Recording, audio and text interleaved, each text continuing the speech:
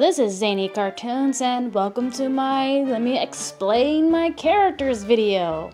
I want to first start out and say thank you for all the subscriptions. Wow, I didn't thought I would become this popular within 2 weeks. Over 600. 600 of you guys. 659? Maybe? It's a lot of ya. There's a lot of ya.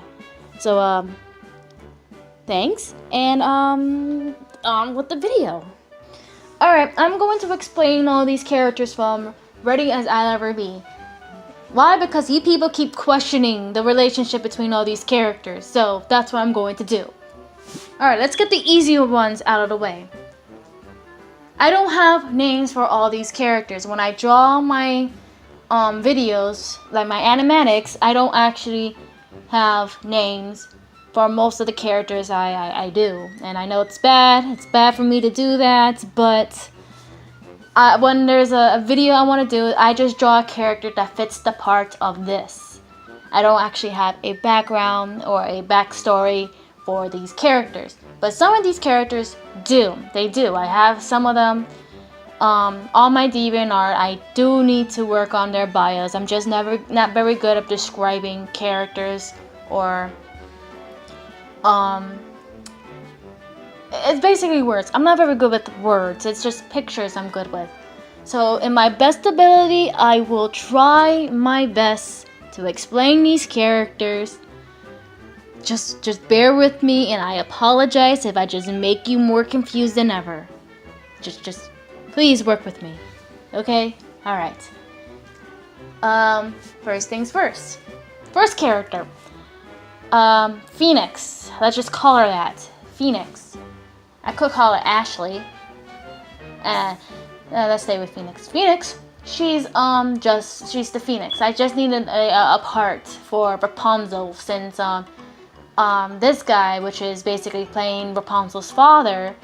This guy is king, by the way. He's king. He's the father of the main character, Zora. And since his daughter is taking the part of Cassandra, kind of, I needed to replace Rapunzel, so I put Phoenix there. So that's all. That's her story. That's it. I have nothing else. I may have her as like a very old friend of the dragon, like since he's a dragon, they live a very long time, like thousands of years, and she's a phoenix, and every time she dies she just rebirths. So she knew him for years, so I guess I can do that. Yeah, I guess that yeah, that makes sense. Yeah, they knew each other for a very long time. That's their relationship. Alright, next character. King himself, since I actually brought him up. King, like I said, is the father of the main character, Zora. King is not actually a king. It's a name he gave himself. He's like, I'm the king of everything, and that's it. He's not royalty. He's not an actual king of all dragons. It's a self-proclaimed name. It's a self-given name. He's a very prideful man, but he knows how to handle himself. Like, he cares deeply for his wife. He cares deeply for his daughter. I mean, I have him in for the dancing and the dreaming of trying to but get his wife to stop being mad at him by singing a song, which is quite sweet of him. Having him just going down to her level to sing for her, even though he's twice her height. And I think he should have been, like, when he's kneeling down, he should have been at least the same height as her. That would have made more sense. So what's done is done. Now the wife, Zora's mother, King's wife, her name is Celestia. I might not keep that name. I might call her Solaris. Solora. Some son name maybe. In the other video, I had her dressed up as as a knight because she is part of the Royal Knights. Well, she used to be a part of the Royal Knights. If you go to my Deviantart, in Zora's bio, it shows that they're not on good terms with them. So they're no longer friends, or she's no longer part of the Royal Knights. Now, these two characters, their name is Zuma and Henry. Zuma and Henry are Zora's best friends. They have the powers of the wind and electricity. You can tell by their outfits. They're just friends, and they're just there to make sure that Zora is safe. Just support her with everything she does. Make sure she's okay, and that's basically all they have of their roles. But yeah, they're her closest friends, and they're always there for her. The next character is this guy. I called him Johnny only because I wanted a cool guy's name. And, excuse me, I may not keep him as Johnny. I might call him Sonny. I don't know. This guy character, he's supposed to be Zora's father figure. Not father figure, big brother figure, because in the if I was writing it down, because I try writing a story with them, it's always start out kind of iffy and doesn't make sense. Zora does not have any parents. She is left alone, and she needed parental guidance. So he's technically her guardian, but he plays a big brother during the entire time. And he's the one that teaches her how to use her fist. She's a fist fighter. I don't want her to use her sword, because that's more of like a knightly thing.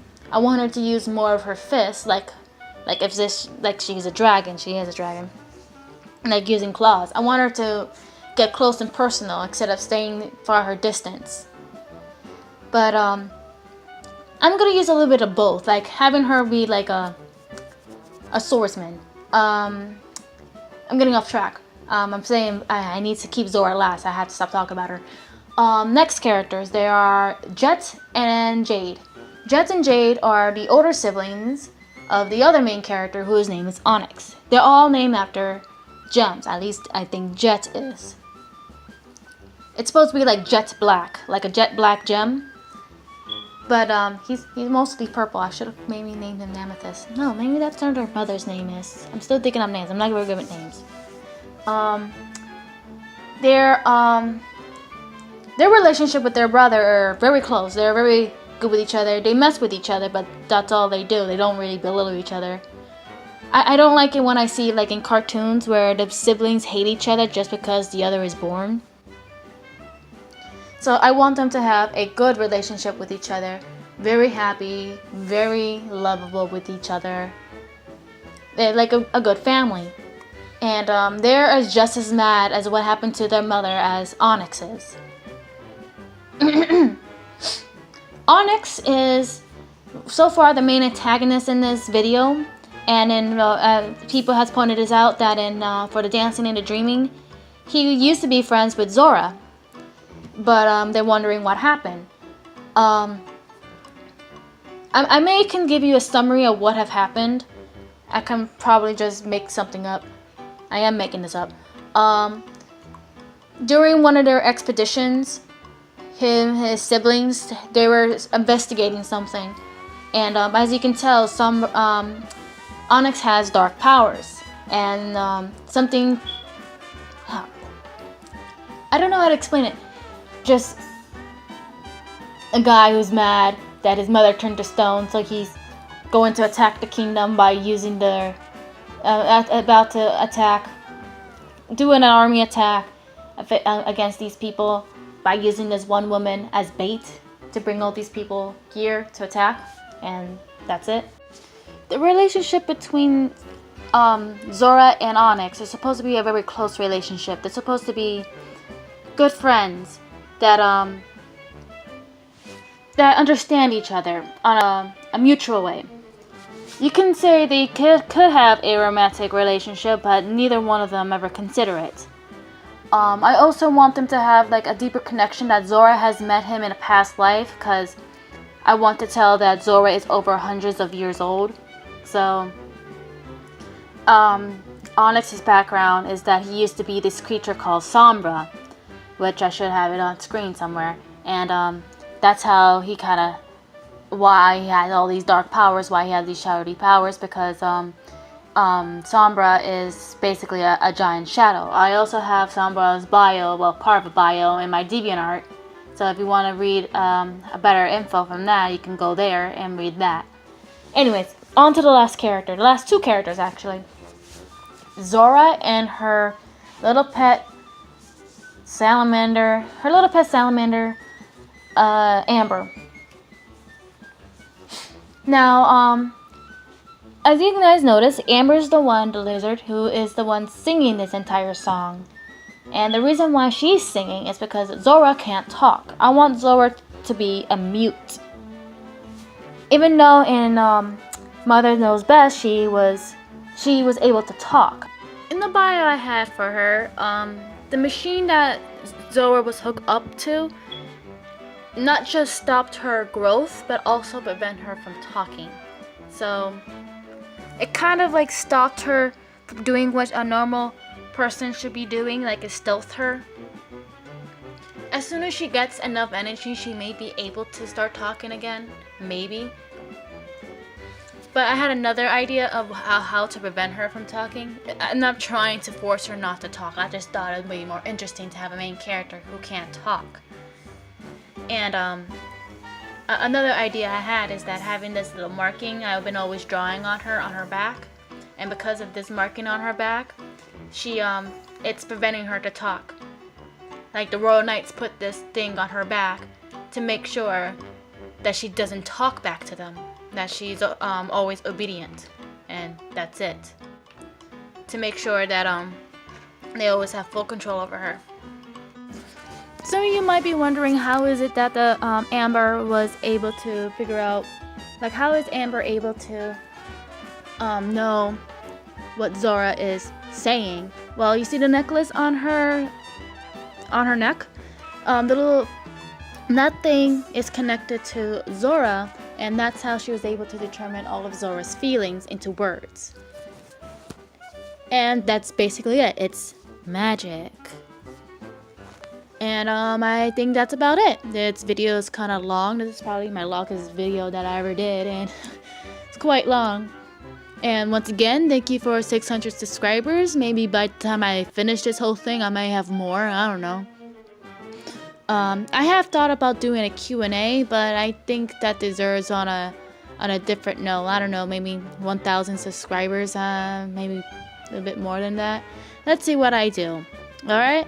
If you guys want me to do a Q&A, hit that subscribe button, hit that like button, and I see you in the next video, I guess. Okay, I love you, bye-bye!